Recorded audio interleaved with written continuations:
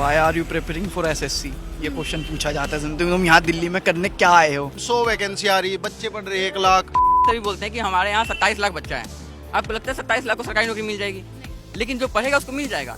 Coaching क्या करते हैं, पहले बैच बनाते हैं 50 बच्चों का, बेसिकली हमारा ही बना था। उसके बाद जैसे आप 2 महीने बिताओगे उसमें एक और बैच ऐड हो जाएगा, एक और बैच ऐड हो जाएगा। कंपनी है वो कोचिंग है नहीं है। अब बच्चे क्वालिटी देख के नहीं आएंगे। जो रील पे मैंने देखा हुआ है, जिनको 100 बार देखा हुआ है, मैं उनकी कोचिंग में चला जाता हूँ। कि फीस 30,000, जैसे एसएससी किसी करना हो या बैंकिंग करना हो, फीस बोल देते हैं 50,000। आज आप एडमिशन ले लो, आपका 30,000 में एडमिशन कर देंगे। तब बच्चा अपना 10-20 हज़ार कम करने के चक्कर में पहले ही एडमिशन ले लेता है।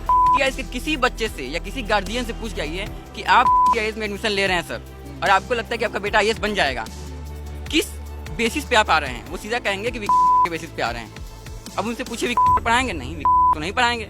और जो पढ़ाएंगे उसको हम जानते नहीं है, और हम 2 लाख रुपए दे रहे हैं। वो बंदा जो खेती करके अपने बच्चे को पढ़ाने दिल्ली ला रहा है। हर कोचिंग सेंटर का यही कहना है कि हमारे यहाँ एडमिशन लीजिए, हमारे फलाना सर या हमारी फलाना मैडम ही बेस्ट है, और भैया आपको 100% गारंटी भी मिलेगी कि आपकी सरकारी नौकरी लग ही जाएगी। सर का मैच खत्म हो 2:30 बजे से।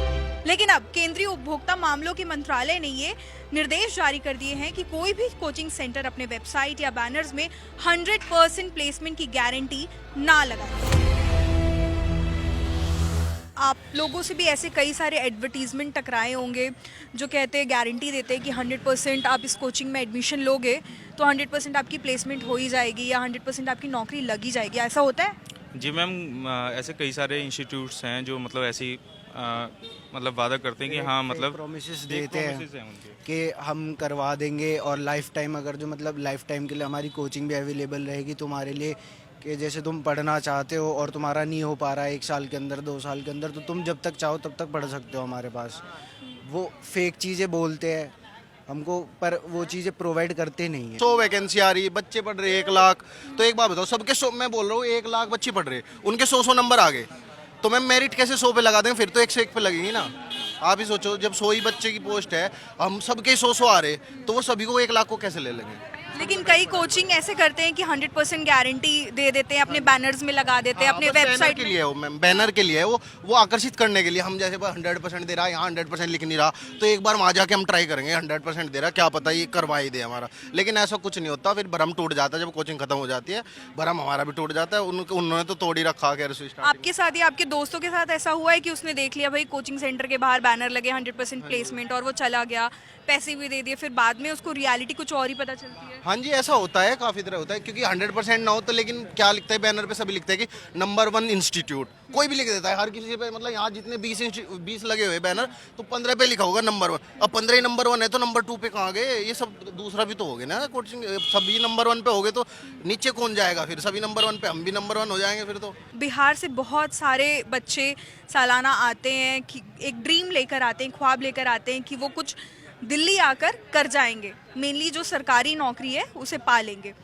तो आपने देखा होगा अपने साथ भी, आपके आसपास के लोगों के साथ भी, कि वो एक ख्वाब लेकर आते हैं, 100% गारंटी वाला उनको दिखता है बैनर, वेबसाइट दिखता है, लेकिन फिर आकर उन्हें कुछ और ही पता चलता है। हाँ, ये तो जो लड़के रूरल बैकग्राउंड से आते हैं या अंडर प्रिविलेज बैकग्राउंड से आते हैं, जो वंचित वर्ग है गांव का और कस्बों का, वो लड़के आते हैं तो वो भोले भाले होते हैं। वो कभी सरकारी स्कूल में पढ़े होते हैं, और बिहार के सरकारी स्कूल की लेवल बहुत अच्छा नहीं है, तो वो आते हैं तो उनको जहाँ लगता है कि मैं बना दूंगा तुम्हें, SSC निकलवा दूंगा या IAS बना दूंगा, तो वो उस कोचिंग में चले जाते हैं कि यार टीचर बोल रहा है तो कुछ सोच के ही बोल रहा होगा। 2 लड़के शहर के हैं, 2 लड़के पहले से पढ़े लिखे हैं, अच्छे स्कूलों में पढ़े हुए हैं, तो वो उनके झांसे में नहीं आते हैं। ये बात तो सब लोग जानते हैं कि 60% युवा है भारत में और 2% सरकारी नौकरी है। तो ये कॉमन सेंस की बात है कि कैसे कोई दिला देगा भाई 60%? अमीर लोग हैं वो अपने बच्चों को पढ़ा लेते हैं, कहीं भी पढ़ा लेंगे, बड़े से बड़े कोचिंग इंस्टीट्यूट में पढ़ा लेंगे। लेकिन जो नॉर्मल कोचिंग इंस्टीट्यूट है, जो मुखर्जी नगर में आपको मिलेगा, वहाँ पे अगर ऐसा बच्चों को चीट किया जाएगा कि हम आपको बना देंगे, IAS बना देंगे या SSC निकलवा देंगे, तो वो उनके साथ धोखा हो जाएगा। और वो बचपन से प्राइवेट स्कूल या बड़े स्कूल में पढ़े नहीं रही हैं। मैं वाजिद अहमद रवि से पढ़ा हुआ हूँ। जब मैं पहले दिन कोचिंग में गया, टीचर ने पहले दिन बताया कि तुम न्यूज़पेपर पढ़ना डेली, हम गाइडेंस करेंगे, मेहनत तुमको करनी है बेटा, हम कभी नहीं बोलेंगे कि हम तुमको IAS बना देंगे, कभी नहीं बना पाएंगे हम। नेहरू विहार में एक अंकल से मिला, मैं बैठा हुआ था, मैं बात कर रहा था। उन्होंने कहा कि बेटा, मैंने कहा क्या करते हैं अंकल? तो बोले खेती करते हैं हम, और तो बच्चे को लेके आए हैं। में उन्होंने सीधा 2,10,000 रुपये सीधा पहले अकाउंट में जमा कर दिया। अब एक खेती करने वाला व्यक्ति जो कि बिहार में कोसी नदी का बाढ़ आता रहता है, वो बंदा कहीं से 2,10,000 रुपया इकट्ठा करके लाया और में पहले ही दिन जमा कर दिया और बच्चे को भेज दिया पढ़ने के लिए। अब कोचिंग इंस्टीट्यूट की इतनी जिम्मेदारी तो बनती है कम से कम वो ऑनेस्ट रहे, ईमानदार रहे कि बेटा तुम मेहनत करते रहो, जहाँ गाइडेंस की जरूरत पड़ेगी वहाँ हम अवेलेबल हैं। हम ये नहीं कह रहे हैं कि तुम मेरे भरोसे बैठ जाओ और मैं तुमको आईएएस बना दूंगा, तुम आँख बंद कर लो कि टीचर है बना देगा आईएएस, ऐसा कभी नहीं होने वाला है। लेकिन हाँ, ये बात है कि टीचर अपना बेस्ट दे समझाने के लिए, लेकिन चीट ना करें वो बच्चों को जो बहुत ही मुश्किल से पैसा जमा करके ला रहे हैं। मिडिल क्लास से भी नहीं आते, जिनके पिता बहुत ज़्यादा मेहनत कर रहे हैं, रोज़ कमा रहे हैं, रोज़ खा रहे हैं, ऐसे भी लोग आते हैं यहाँ पर। वो बिहार यूपी के वो गरीब घर से हैं, बड़े स्कूल में तो पढ़े नहीं हैं, लेकिन मोबाइल सबके पास है, तो यूट्यूब पे जिनका रील देख लेते हैं उनकी कोचिंग में वो चले जाते हैं। मैं यहाँ एक दिन खड़ा हुआ था तो एक कोचिंग वाले हैं, वो भैया बात कर रहे थे कि जितना फेमस हो गया उतना अगर हमको फेमस होना है 2 लाख रुपए खर्च करना है सोशल मीडिया पे एडवर्टाइजमेंट के लिए और हमारा भी रील वायरल हो जाएगा, लड़का हमारे कोचिंग में आ जाएगा। Not for my talent, for my advertisement. एक ही सर हैं सर, और वो इस समय ज़्यादा क्लासेस लेते नहीं हैं, जिनका प्रीलिम्स हो जाता है उनके क्लासेस लेते हैं। लेकिन आप के किसी बच्चे से या किसी गार्जियन से पूछ के आइए कि आप में एडमिशन ले रहे हैं सर और आपको लगता है कि आपका बेटा आईएएस बन जाएगा, किस बेसिस पे आप आ रहे हैं? वो सीधा कहेंगे बेसिस पे आ रहे हैं। अब उनसे पूछे भी नहीं तो नहीं पढ़ाएंगे, और जो पढ़ाएंगे उसको हम जानते नहीं हैं, और हम 2 लाख रुपए दे रहे हैं। वो बंदा जो खेती करके अपने बच्चे को पढ़ाने दिल्ली ला रहा है, कर्ज लेके ही ला रहा है, जो कर्ज वो कभी चुका नहीं पाएगा और बच्चा भी नहीं बन पाएगा। तो एटलीस्ट कोचिंग इंस्टीट्यूट को इतना वो होना चाहिए कि जो डेली वेज वर्कर्स हैं, जो डेली कमा रहे हैं, कर्ज लेके आ रहे हैं, खेत गिरवी रखा हुआ है, जमीन गिरवी रखा हुआ है, उनके साथ धोखाधड़ी ना करें। सभी बोलते हैं कि हमारे यहाँ 27 लाख बच्चा है, आपको लगता है 27 लाख को सरकारी नौकरी मिल जाएगी? लेकिन जो पढ़ेगा उसको मिल जाएगा। मैंने पॉलिटी वाजीराम एंड रवि से पढ़ी है आईएएस के लिए, और जब मुझे रिवीजन करने का आया तो मैंने 200 रुपये का बैच लिया, पूरा पॉलिटी खत्म। जो आजकल के कोचिंग है, जैसा आपने बताया, वो एडवर्टाइजमेंट और सोशल मीडिया पर ज़्यादा खर्च करते हैं रादर देन टीचर्स पर, अच्छे क्वालिटी टीचर्स लेके आए। देखिए, टीचर तो वो चाहते हैं कि टीचर जो ज़्यादा क्वालिटी का होगा उसकी फीस उतनी ज़्यादा होगी, जो किराया है इन सब पे खर्च करना होता है, तो टीचर में वो कॉम्प्रोमाइज़ कर लेता है, बिल्कुल कर लेता है। क्यों नहीं करेगा कॉम्प्रोमाइज़ भाई? वो क्यों 2 करोड़ देगा जब 1.5 करोड़ में उसका काम बन रहा है? तो वो क्यों उस टीचर पे खर्च करे जिस टीचर के नाम पे बच्चे आ ही नहीं रहे हैं? बच्चे तो मेरे नाम पे आ रहे हैं क्योंकि मैं फेमस हूँ रील में। अब मैं फेमस हूँ तो वो क्यों ना मैं रील पे खर्च करूँ? अब वो लोग ज़्यादा एडवर्टाइजमेंट और ज़्यादा रील पे खर्च करते हैं, यूट्यूब पे, सोशल मीडिया पे, इंस्टाग्राम पे खर्च करते हैं ताकि बच्चों तक पहुँचे। और बच्चे भी यही हैं कि बच्चे क्वालिटी देख के नहीं आएंगे। जो रील पे मैंने देखा हुआ है, जिनको 100 बार देखा हुआ है, मैं उनकी कोचिंग में चला जाता हूँ। कि फीस 30,000, जैसे एसएससी किसी को करना हो या बैंकिंग करना हो, फीस बोल देते हैं 50,000। आज आप एडमिशन ले लो, आपका 30,000 में एडमिशन कर देंगे। तो बच्चा अपना 10-20 हज़ार कम करने के चक्कर में पहले ही एडमिशन ले लेता है। लेकिन जब वो क्लास में जाता है उसको पता चल जाता है कि भाई मेरे साथ स्कैम हो गया, और जब वो एडमिशन लेता है उसी टाइम उसके फॉर्म पे सिग्नेचर हो जाते हैं कि भाई fees can't be refunded in any case, किसी भी परिस्थिति में आपकी फीस रिफंड नहीं हो सकती है। अच्छा, ऐसा होता है कि रिफंड नहीं करते अगर बच्चा सेटिस्फाइड? रिफंड कहीं नहीं होता। हाँ, रिफंड कहीं नहीं होता। तो बच्चा पहले क्लास को देखे, पढ़े, सोचे, समझे, उसके बाद एडमिशन ले। ऐसा नहीं है कि सिर्फ नाम पे आके एडमिशन ले किसी के नाम पे ना ले, बस क्लास पे फोकस करे, जो टीचर पढ़ा रहा है उसके कंटेंट पे। और एक बार प्रीवियस ईयर क्वेश्चन खोल के देखिए कि हमें पढ़ाया क्या जा रहा है और पढ़ क्या रहे हैं, क्लास रेगुलर हो रही है कि नहीं हो रही है। जो बगल में स्टूडेंट बैठे हों, जैसे मान लीजिए किसी बच्चे को एसएससी की तैयारी करनी है, सपोज दैट बहुत सारी जगहों पे ऐसा होता है कि एनडीए का बच्चा भी यहाँ बैठा है, एसएससी का भी बैठा है, सीडीएस का भी बैठा है, even Delhi police, UP police का भी बैठा है। अब आप सोचें जिस बैच में अगर दिल्ली पुलिस का बच्चा बैठा है उसका सीजीएल का लेवल क्लासरूम का होगा कि नहीं होगा है। तो बच्चा पहले एडमिशन लेने से पहले ये कंफर्म कर ले कि जिस क्लास में पढ़ रहा है वो क्लासरूम दरअसल बैच चल किस चीज़ का रहा है, ठीक है, तब वो एडमिशन ले। पहले फीडबैक अपना कोचिंग का भी ले ले और क्लासरूम में जा खुद देख भी ले, और थोड़ा लड़कों से भी बातचीत करे कि हाँ क्या कैसे हो रहा है, तब एडमिशन लेना चाहिए। ऐसा नहीं है कि 2-4 हज़ार बचाने के चक्कर में आप लोग किसी ब्रांड के यहाँ फंस जाओ, लेकिन वहाँ वो टीचर नहीं जिसने पहले कभी सिलेक्शन देता था, वो टीचर ही नहीं है। तो आप लोग ऐसे ना करिए। लेकिन अगर बच्चा फंस जाता है ऐसे सिचुएशन में और वो कोचिंग छोड़ना चाहता है, सपोज उसको 15-20 दिन हो गए हैं, तो क्या वो मतलब कोचिंग के अगर अपर हाई तक जाए और अपनी गुहार लगाए कि मुझे समझ में नहीं आ रही है यहाँ की पढ़ाई, तो वो पैसे देंगे आपके? कुछ नहीं दिए जाते, पैसे नहीं दिए जाएंगे, बस उसको यह कह देंगे। ये तो एक तरीके से बच्चे से फ्रॉड हो गया, एकदम फ्रॉड हो गया। तो इसीलिए तुम बच्चों से मैं कह रहा हूँ कि पहले वो क्लास लें, ऑल सब्जेक्ट की क्लास लें, डेमो क्लास लें, डेमो क्लास भी रनिंग क्लास में लें, जो तो बैच 2-4 महीने पुराना बैच हो। के साथ भी हुआ है ये? जी मैम, मतलब यहाँ की अगर बात करें तो मैम ज़्यादातर कोचिंग मैम ऐसे ही हैं जो मतलब जो प्रोमिस करे जा रहे हैं वो बच्चों के साथ वो प्रोमिस पूरे नहीं कर रहे। और मैम इसके लिए हमारे पास कोई सपोर्ट भी नहीं है कि हम मतलब किस तरीके से उन्हें फेस करें ऐसी प्रॉब्लम्स को। या मैनेजमेंट से बोलते मैम, वो भी इतना मतलब कोऑपरेटिव नहीं होते कि मतलब हम ही हमारी बातों को सुने। बस उनके पास एक टाइम में वन टाइम पेमेंट पहुँच गई, उन्हें उनका मकसद ख़त्म हो गया कि बच्चे ने एडमिशन ले लिया, ठीक है चलो एडमिशन ले लिया, अब बच्चा कोर्स ले, क्लासेस ले रहा है, कैसे ले रहा है कैसे नहीं ले रहा वो अपने आप जाने, टीचर जाने, मैनेजमेंट की कोई रेस्पॉन्सिबिलिटी। इन्होंने बहुत अच्छा पॉइंट उठाया कि एक बार पेमेंट होती है और फिर कोचिंग की जवाबदेही नहीं होती है। बच्चा कैसा पढ़ रहा है, परफॉर्म कर रहा है, या उसका आगे चलकर प्लेसमेंट होता है, या वह सरकारी नौकरी क्लियर कर पाता है कि नहीं, इसकी जवाबदेही क्या कोचिंग लेता है?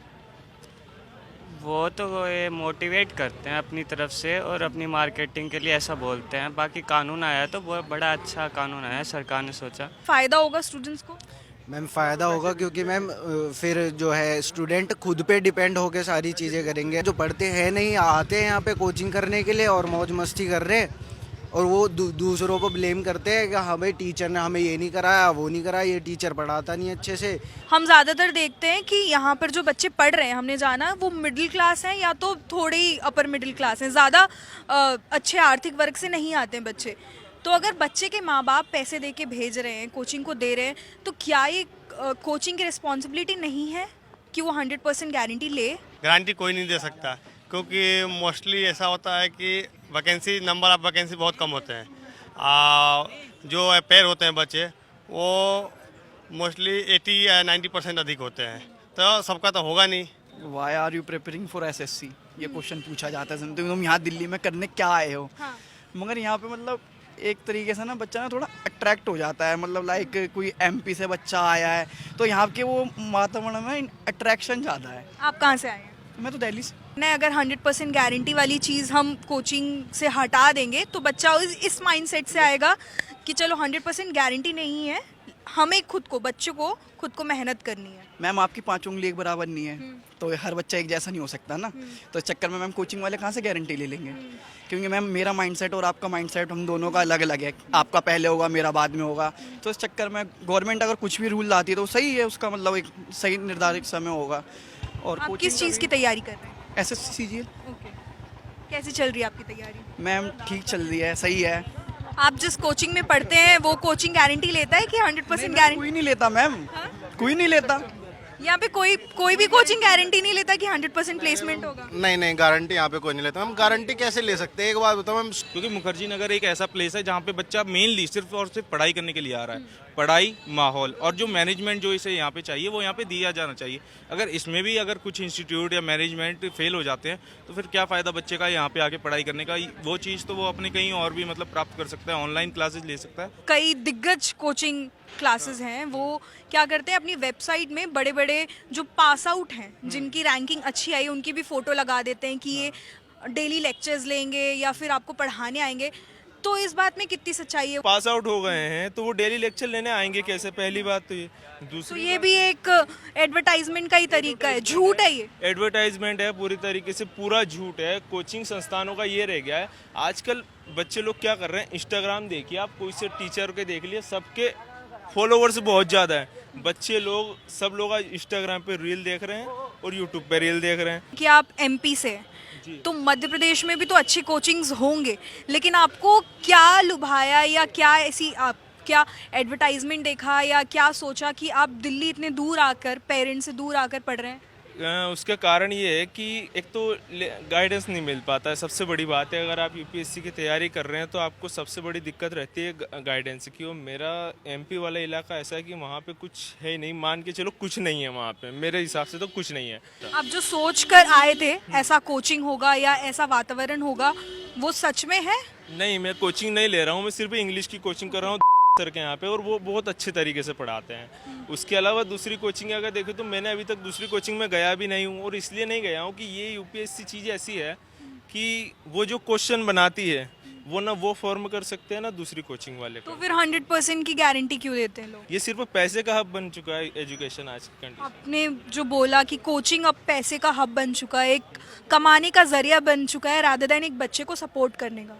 हाँ बिल्कुल, क्योंकि कंपनी है वो कोचिंग नहीं है। अब सोचिए एक कंपनी में कितने 2000 वर्कर्स होते हैं, आज की कोचिंगों में इतने काम कर रहे हैं, टीचर्स के तौर पे काम कर रहे हैं 2-2 हज़ार लोग। ये क्या है, कंपनी है ये कोचिंग नहीं है। कोचिंग बोल ही नहीं सकते आप इसको। अब क्या है जो है, जैसे सारे कोचिंग क्या करते हैं, पहले बैच बनाते हैं 50 बच्चों का, बेसिकली हमारा ही बना था। उसके बाद जैसे आप 2 महीने बिताओगे उसमें एक और बैच ऐड हो जाएगा, एक और बैच ऐड हो जाएगा। बेसिकली फीस कितनी है एसएससी की? 20,000 मैक्स टू मैक्स। इसमें क्या होगा, फिर ये ऐड करते चले जाएंगे, बैच सारे ऐड हो जाएंगे, 150 बच्चे हो जाएंगे। उसमें कौन पीछे बैठ रहा है, कौन आगे बैठ रहा है, किसको क्या फ़र्क पड़ रहा है। तो मैम अब 120 बच्चे हो गए क्लास में, अब मैम सीट ही कहाँ से मिलेगी? जब सीट नहीं मिलेगी, इतना पीछे किसको समझ आ रहा है? टीचर ही नहीं दिखेंगे क्लास में तो कैसे होगा कुछ इस बात की जानकारी आप लोगों को पहले से बिल्कुल नहीं दी जाती? मैम बिल्कुल ही नहीं देंगे तो हम एडमिशन क्यों लेंगे? फिर देंगे तो मैम पागल थोड़ी है 22,000 रुपये देंगे किसी कोचिंग को एसएससी के लिए। कुछ सोचो ना कि जब हमें, जैसे मैम लेट हो जाते हैं, अगर बस स्टैंड पे ऐसे मैम बस में जाम हो गया तो मैम जब हमें लास्ट सीट मिलेगी जहाँ से हमें आवाज़ सुनाई देगी और बोर्ड भी दिखेगा बहुत दूर से, तो फ़ायदा क्या होगा हमें?